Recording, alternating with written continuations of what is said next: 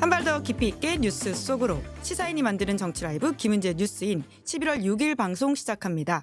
안녕하세요. 저는 시사인 김은지 기자고요. 첫 번째 코너 바로 들어가겠습니다.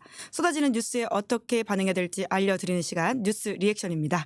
이은기 기자 안녕하세요. 안녕하세요. 네, 수요일의 뉴스 리액터 김만건 박사님 안녕하세요. 네, 안녕하십니까. 안녕하세요. 네, 예. 저희 오늘 또 예. 미대선이라고 하는 아주 특별한 뉴스를 그렇습니다. 전하게 되었는데요. 예, 예. 김만건 박사님이 계셔가지고 더욱 든든합니다. 아니, 그렇지 않습니다. 제가 이번에 미국 대선 약간 화면을 느껴서 잘 보지 않아가지고.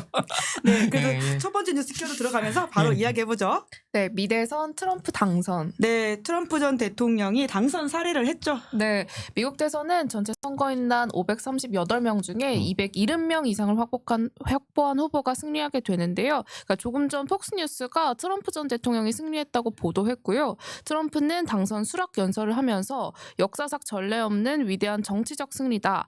47대 대통령이 당선돼 영광이다. 미국을 치유하고 이 나라의 모든 문제를 고칠 것이라고 이야기했습니다.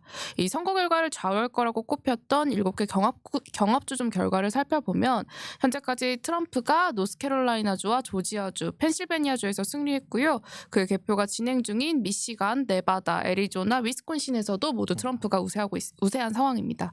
그리고 조금 전 국가안보실 김태호 1차장은 우리 안보에 한치 흔들림 없도록 미국 워싱턴 새 행정부와 완벽한 한미 안보 태세를 구축해 나가겠다 이렇게 이야기했습니다.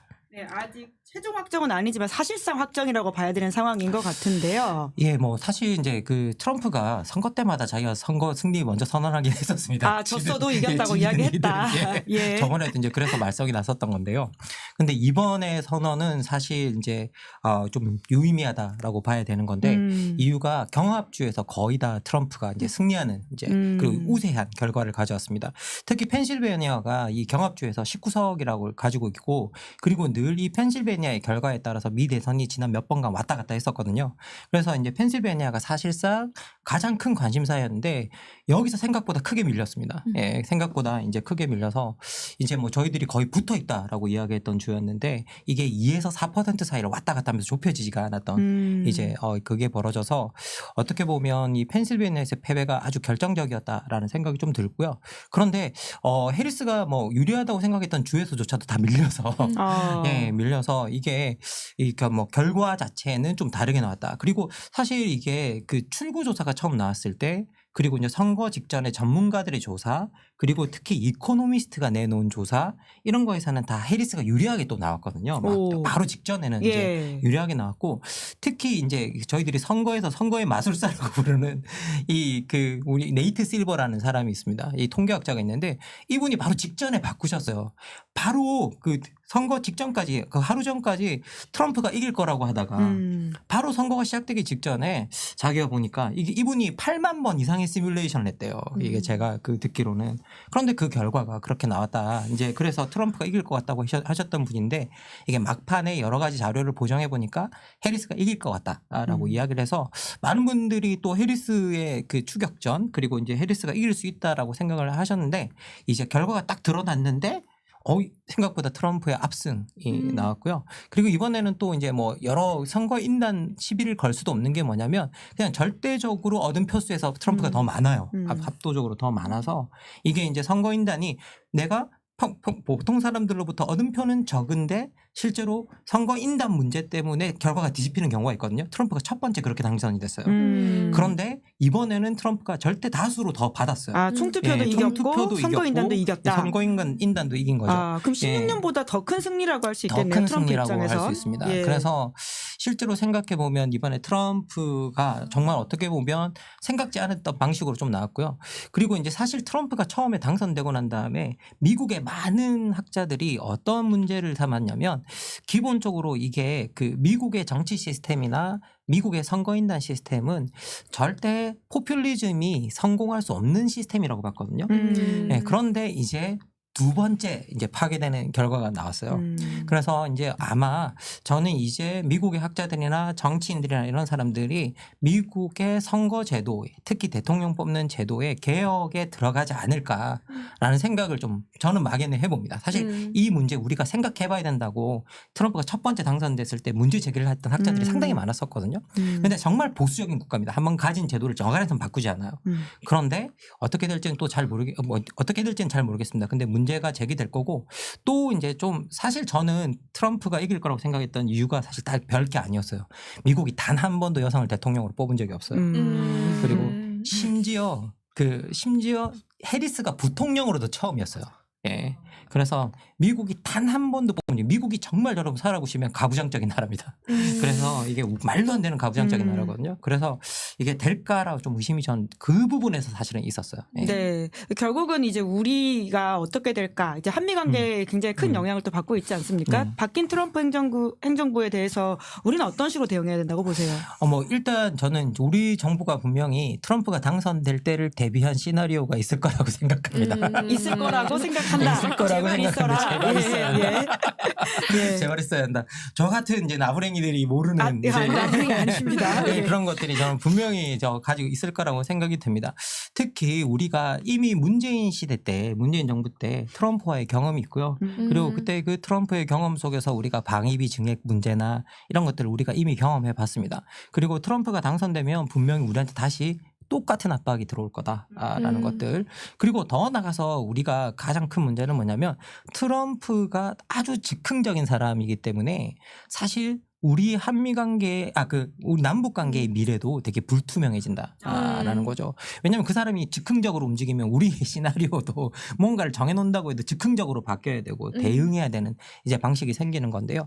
그래서 이제 뭐 어떻게 보면 저희들이 비용의 문제, 그리고 안정적인 플랜, 안정적인 남북 관계를 가져가는 데 있어서의 문제가 좀 생길 거다라는 게 뭐 저 개인적인 생각이고요. 그리고 많은 분들이 트럼프가 되면 뭔가 남북 관계에 변화가 생길 거야 하는데 여러분 문재인 시대 때 정말 변화한 거 느끼셨습니까? 트럼프가 막 북한 왔다 갔다 했다고 변화한 거 느끼셨어요? 쇼하는 거예요. 근본적으로 트럼프도 뭔가를 바꿀 수는 없습니다. 지금 현재. 그런데 우리는 트럼프가 근본적으로 바꿀 수 없는 상태에서 흔들리기만 할 거다라는 게 뭐 제 개인적인 생각입니다. 네, 걱정을 많이 해주시는데 관련된 이야기를 계속 좀 풀어가도록 하겠습니다. 두 번째 뉴스 키워드 넘어가 볼까요? 네, 윤석열 기자회견 D-1. 네, 하루 앞으로 다가왔죠? 네, 대국민 담화를 하루 앞두고 대통령실이 좀 어떤 준비를 하고 있는지 보도가 계속 나오고 있습니다. 네, 대통령실이 사과를 검토하고 있다, 이 내용이 가장 많고요. 또 대통령실 한 고위 관계자는 입장 표현과 구체적인 수위는 대통령이 결심할 몫이다. 진솔하게 국민과 소통한다는 데 방점을 두고 고민 중이다. 이렇게 동아일보에 설명했습니다. 또 현재 대통령이 내가 국민들 마음을 아프게 한 게 정확히 어떤 거냐? 이렇게 참모들에게 묻고 있고 또 언론이나 다양한 경로를 통해서 제기되는 의견을 수렴하고 있다고 합니다.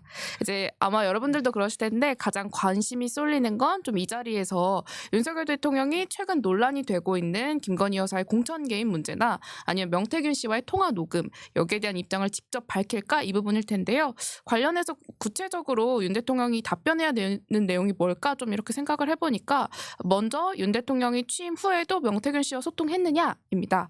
앞서 대통령실은 대선 경선 이후에는 두 사람이 연락한 사실이 없다, 이렇게 해명한 바 있는데 이 해명이 뒤집혔고요. 그리고 또 명태균 씨는 계속해서 대통령과 공적 대화를 주고받았다라고 주장하는 상황이라서 이 부분에 대한 대통령의 명확한 해답이 필요할 것 같고, 또 그 밖에도 명 선생님께 완전히 의지한다던 김건희 여사가 명 씨에게 구체적으로 어떤 도움을 받았는지, 또 윤 대통령이 대선 기간 명 씨에게 비공표된 여론조사 결과를 보고받았는지, 김영선 전 의원의 2022년 재보궐선거에 좀 공천에 개입했는지, 이런 부분에 대한 명확한 설명이 필요해 보이는 상황입니다. 동아일보 보도를 듣고 김만권 박사님이 웃음을 참지 못하셨던 죄송합니다. 상황인데요. 제가 웃어가지고 네, 그러니까 사과드리겠습니다. 네, 사실 이 부분이 이제 아마 많은 사람들의 신경을 대변해 주신 게 아닌가 싶기도 한데, 현재 대통령이 내가 국민들 마음을 아프게 한 게 정확히 무엇이냐, 어떤 것이냐, 이렇게 참모들에게 물었다라고 하는 거거든요. 그 이야기를 먼저 여쭤봐야 될 것 같은데, 근데 방금 저희가 내일 기자회견을 앞두고 투표를 열었거든요. 대통령이 내일 김건희 여사 관련된 이슈에 대해서 사과를 할지, 혹은 유감을 표명할지, 혹은 둘 다 안 할지, 어제 저희 박장대소 시간에서는 의견이 엇갈렸는데요. 여러분들의 생각은 어떠신지 실시간으로 투표 붙이고 있으니까 한번 살펴봐 주시길 바라고요. 자, 웃음의 해명기를 드리겠습니다. 아니 저는 이게 국민의 가슴을 아프게 한 게 무엇이 이게 제가 국민을 대변하지 못하기 때문에 국민의 가슴을 아프게 한 게 뭔지는 모르겠지만 제 가슴을 아프게 한 거는 그걸 모른다라는 사실입니다. 그걸 모른다라는 사실이 제 가슴을 참 아프게 하고 있고요. 헛웃음이 나오게 좀 만든다라는 좀 생각이 듭니다. 그리고 좀 더 좀 아쉬운 부분은 뭐냐면요. 이게 사과를 표명할지 유감을 표명할지 뭐 둘 다 안 할지를 검토한다는데 이걸 검토한다는 것 자체가 정신 나갔다라는 생각이 좀 저는 개인적으로 듭니다. 그냥 사과해야 되는 일이에요. 그리고 그냥 사과로 그쳐서도 안 되는 일입니다. 그냥 우리가 좀 잘못했다. 이거 그냥 덮어주라, 용서해주라. 이렇게 뭐 우리가 부속실 설치하겠다, 특감 뭐 하겠다, 특별감찰관 임명하겠다. 이런 거로도 이제 넘어갈 수 있는 단계는 저는 지났다고 생각합니다. 명확하게 사과를 하고 그리고 지금까지 제기되었던 명태균 및 여사 그리고 자신과 관련된 문제를 해결하기 위한 특검을 수용하는 단계까지 가야 이게 어떻게 보면 이게 저는 최소한의 사과의 조건이다. 저는요 개인적으로 생각합니다. 이게 사과의 조건이다. 사과의 조건이 미안합니다라고 하는 건 전 사과 아니다라고 생각합니다. 뭔가 거기에 대해서 잘못한 사람이 명백히 거기에 책임을 지는 게 사과입니다. 책임을 지는 게. 그래서 거기에 대해서 여기에 상응하는 책임을 질 수 있는 어떤 특검 수용 사실은 지금은 특검밖에 방법이 없잖아요. 우리가 국민들 검찰도 믿지 않습니다. 생각해 보면 지금 명태균 씨도 보세요. 지금 2달 반 저러고 있는데 구속도 안 시키고 있지 않습니까? 김준일 평론가가 한 달 내로 구속된다고 했는데 빨리 좀 구속됐으면 좋겠고요. 예. 이 말도 안 되는 일이 일어나고 있는데 손도 못 대고 있는 그런 나라가 지금 현재 되어가고 있습니다. 저는 이게 정말 조금 이렇게 너무 지금 일어나고 있는 지금 사과를 검토하는 형식도 저는 비상식적이라고 저는 생각합니다. 이게 목소리로 다 드러났잖아요. 다 들리는 거잖아요. 그리고 대통령이 이때까지 가장 큰 잘못은 뭐냐면요. 계속 우리한테 거짓말을 해왔다는 겁니다. 여러분. 공직자가 공직자로 선출되었을 때 공직자가 2가지를 해야 돼요. 첫째, 거짓말하지 말아야 된다. 2번째, 거짓말하면 들키지 말아야 된답니다. 그런데 거짓말해서 들켰잖아요. 그러면 그때부터는 공직자는 할 말이 없는 겁니다. 국민들한테 대통령은 투명하게 정치를 하겠다고 약속하고 우리가 그 자리에 올라가는 겁니다. 이게 헌법적 서약이에요. 사실 생각해 보면 그걸 위배한 겁니다. 국민한테 거짓말하는 건 대통령이 자기가 헌법으로부터 위임받는 대통령의 임무를 위배하는 겁니다. 국민한테 거짓말하는 거. 그게 헌법 위반인 겁니다. 실제로는 알고 보면. 그런데 그런 상황인데 여기서 내가 사과를 검토해 보겠다. 뭐 우리가 검토해야 되나 사과할까 말까? 유감 표명할까? 이거 저는 이 정부가 어떤 감성을 가지고 있는지 전 이해가 좀 잘 안 됩니다. 이제 그러다 보니까 댓글창에도 이게 사과 필요 없고 수사해라 이런 식의 이야기들이 많으신데요. 여튼 저희가 이제 투표창에는 어제 나왔던 박장대소 이야기를 이어서 하다 보니까 이제 특검 관련된 부분은 이제 빼고 3가지 단계만 넣어놨다 말씀드리면서 그리고 사과의 진정한 의미는 특검이다 이런 이야기를 또 김만권 박사님이 짚어주셨으니까요. 그렇게 계속 투표를 해주시면 될 것 같고요. 관련해서는 또 한동훈 대표 패싱 논란도 일고 있지 않습니까? 네, 대통령실이 당초 11월 말로 예정했던 좀 일정을 앞당겨서 기자회견을 빨리 연 건 여당 내 친윤계 의견이 반영된 걸로 보입니다. 대통령실은 국민의힘 추경호 원내대표에게 당내 여론을 전달받았는데요. 그런데 원내대표가 당대표를 제쳐놓고 대통령을 찾아가서 당내 여론을 전달한 데다 한 대표는 이 기자회견 일정 사실 자체를 언론 보도 무렵 전달받았다고 밝혔습니다. 이제 결정 과정에서 노골적으로 배제된 셈인데 한동훈 대표는 국민 눈높이에 맞는 담화가 돼야 한다면서 대통령실에 대한 비판을 이어가고 있는 상황이고요. 또 중앙일보에서 재밌는 뉴스가 나왔던데 그러니까 최근 여권에서 친윤계의 탈련 조짐이 일고 있다 이런 보도가 있었습니다. 그러니까 그간 친윤계로 분류되던 의원들 사이에서 한동훈 대표 말 중에 틀린 말이 어디 있느냐 내가 왜 친윤이냐 이렇게 이야기하는 의원들이 늘어났다고 하는데요. 그러니까 대통령 지지율이 10%대로 떨어지면서 그러니까 친윤 딱지가 일종의 멍해가 되는 탓에 나타난 현상으로 보입니다. 네, 오늘 김만권 박사님께서 헛웃음 질 수밖에 없는 뉴스가 나오고 있는 상황인 것 같은데요. 이 소위 말하는 탈륜의 가속화라고 하는 것은 어떻게 평가하십니까? 저는 계속 결국은 시간은 한동훈 대표의 것이다라고 계속 이야기를 했고요. 2사람의 관계에서만 본다면 시간이 지나면 지날수록 윤석열 프레임으로부터 벗어나야 이제 정치인으로서의 생명을 유지할 수 있기 때문에 많은 사람들이 탈륜으로 갈 거다라는 건 뭐 당연합니다. 그리고 저는 사실 그 시작이 이제 본격화되었구나 이거 언제 그냥 눈에 보였냐면요. 이번에 배현진 의원이 그 시정연설 안 나오니까 페이스북에 쓰잖아요. 나오셔야 된다고. 예? 근데 사실 알고 보면 이게 친윤의 가장 선두 그룹에 서 있었던 의원 중에 한 분이 아니십니까? 특히 이제 딱 그렇게 그 우리가 알고 있는 윤핵관이 있고 그다음 라인에 서 계셨던 분들인데요. 보통 이렇게 편 먹고 싸울 때 그 두 번째 라인에 있는 사람들이 앞에 방패막이 서면서 뒤에 있는 앞에 있는 사람들 때리고 그런 거 여러분 보시죠. 그런 분들이 편이 바뀌면 제일 빨리 돌아섭니다. 그래서 그것들이 지금 시작된 게 딱 보이거든요. 그래서 지금 탈륜은 계속 가속화될 거다. 결국은 그럴 수밖에 없는 상황이다라는 생각은 들고요. 그리고 저는 개인적으로 한동훈 대표가 배신자 프레임에 진짜 갇히지 말았으면 좋겠다라는 생각이 좀 자꾸 듭니다. 그래서 이 배신자 프레임에 갇히니까 자꾸 이제 우리가 과거를 생각해보고 유승민 그때 원내대표와 그리고 박근혜 대통령의 관계를 생각해보고 이게 배신자 프레임에 한번 갇히면 벗어나기 어렵다라고 생각하는데 실제로 제가 볼 때는 윤석열 대통령과 한동훈 대표 사이의 관계는 저는 아닌 것 같습니다. 이번 관계는 사실은 김건희 여사로부터 벗어나는 거예요. 관계를 끊는 게. 네, 거기에 유승민 원내대표와 박근혜 대통령 사이에 없었던 중요한 변수 하나가 더 있어요. 김건희 여사라는 변수. 결국은 지금 현재 실권을 우리가 누가 쥐고 있느냐라고 하면 대한민국 사람들 다 대통령이 아니라 여사라고 진짜 생각하고 있지 않습니까? 그러면 그 관계가 끊어지는 건 윤 대통령으로부터 관계가 멀어지는 게 아니라 여사와 관계를 완전히 끊는 거라고 생각하기 때문에 전 응원할 사람이 더 많았으면 많았지 배신자 프레임으로 한동훈 대표가 이거 아주 오래 고생하지 않을 거다. 저는 개인적으로 생각합니다. 그래서 한 대표가 용기를 가지고 뭔가 좀 결단을 내려라. 그래서 제발 말씀드리면 최상병 특검 이야기했을 때 그 용기로 뭔가 여러 특검이 있지 않습니까? 그러면 국민의힘이 자기 입장에서 받아들일 만한 특검의 방식을 제시하고 야당과 협상하고 해서 특검 받으면서 뭔가 정치를 바로 잡아 나가라. 이제 어차피 용산은 정치의 공백 시대, 권력의 공백기가 시작될 겁니다. 그러면 정치는 용산에서 대통령실에서 의회로 옮겨와야 되거든요. 그러면 그 의회에서 자기 역할을 하면서 자기 중심을 찾아가라라고 이제 말씀드리고 싶습니다. 예. 탈 윤석열이 아니라 탈 김건희 해야 된다. 예. 이런 말씀을 하셨네요. 자, 세 번째 뉴스 키워드 넘어가 볼까요? 네, 잇따르는 교수 시국 선언. 네, 대학 교수들의 목소리도 이어지고 있죠. 네, 김건희 여사의 석사 논문 표절 여부를 검증 중인 숙명여대 교수들이 어제 윤 대통령이 끝까지 특검을 수용하지 않을 경우 하야해야 한다는 시국 선언문을 발표했습니다. 그러니까 대학 교수들이 대통령의 공개 퇴진을 압박하고 나선 건 가천대, 민교협, 한국의대, 한양대에 이어서 숙명여대가 5번째인데요. 숙명여대 교수 57명은 윤 대통령을 자신과 배우자에 대한 넘치는 범죄 혐의에도 수사를 거부하고 법치를 유린하는 대통령, 또 윤석열 정부를 이태원 참사로 국민이 생명을 잃는데도 책임지지 않는 정부, 젊은 군인의 죽음에도 진상규명을 외면하는 정부라고 규정했습니다. 그러면서 국민 대다수로부터 불신임을 받는 대통령은 더 이상 국정을 이끌 자격도 능력도 없다고 비판했는데요. 오늘 국립대에서도 처음으로 인천대 교수들과 전남대 교수들이 하야촉구 시국 선언을 발표했고요.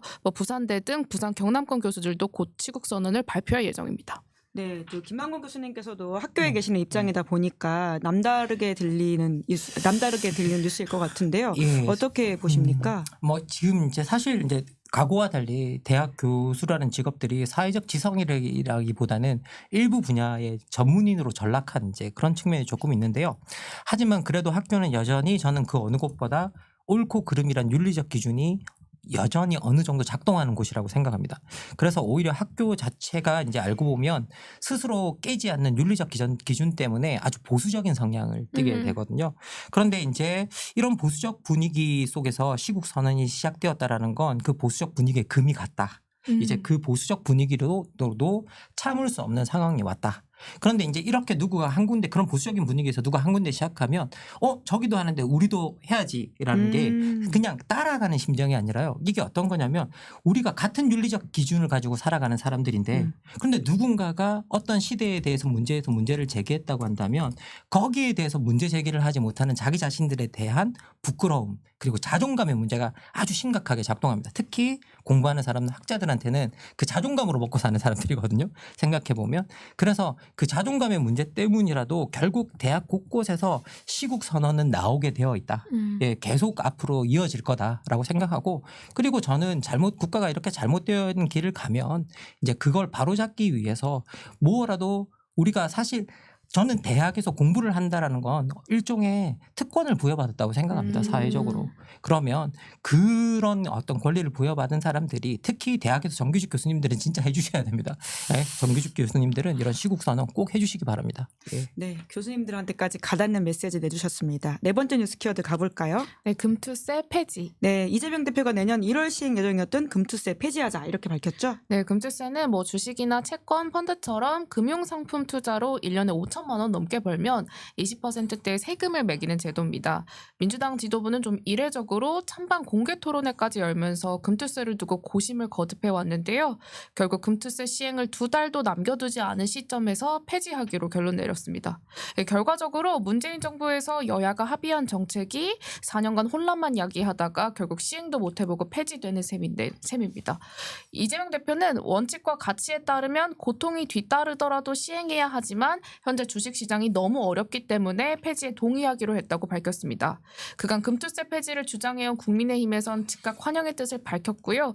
다만 참여연대 등 시민단체에선 소득 있는 곳에 세금이 있다라는 조세 원칙이 무너졌다고 규탄에 나섰고요. 정부는 금투세 시행을 전제로 감행한 증권거래세 인하는 좀 예정대로 진행한다는 입장이라 세수 감소도 불가피할 것으로 보입니다. 그러니까 당내에서도 당 정책의 일관성과 신뢰성이 훼손됐다 이런 반발이 계속 나오고 있는 상황이라 민주당 진성준 정책위 의장은 추후 재입법 가능성을 열어두기도 했습니다.